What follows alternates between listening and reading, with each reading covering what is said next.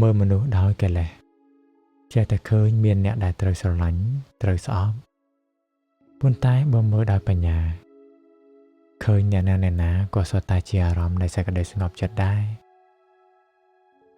ជីវិតដែលល្អក្នុងការរស់នៅគឺស្ងប់ត្រជាក់និងជាប្រយោជន៍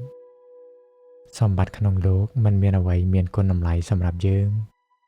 ជាងខ្លួនយើងដែលរស់នៅដោយស្ងប់ត្រជាក់នោះឡើយ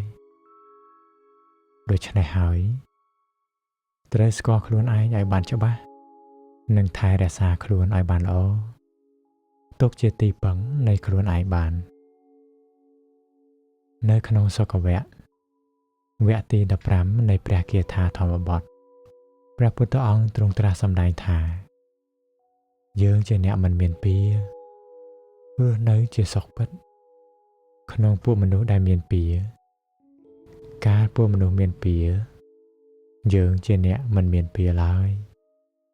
យើងជាអ្នកមិនមានសេចក្តីក្តៅក្រហាយដោយកលេសរស់នៅជាសុខពិតក្នុងពួកមនុស្សដែលមានសេចក្តីក្តៅក្រហាយ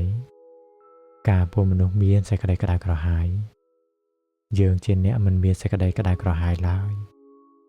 យើងជាអ្នកមិនមានសេចក្តីខ្វល់ខ្វាយក្នុងការស្វែងរកកាមគុណ5រស់នៅជាសុខពិតក្នុងពួកមនុស្សដែលមានសេចក្តីខ្វល់ខ្វាយកាលពួកមនុស្សមានសេចក្តីខ្វល់ខ្វាយ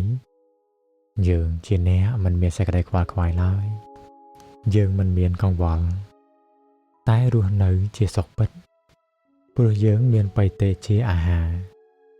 ដោយពួកទេវតាជាន់អភិសរៈ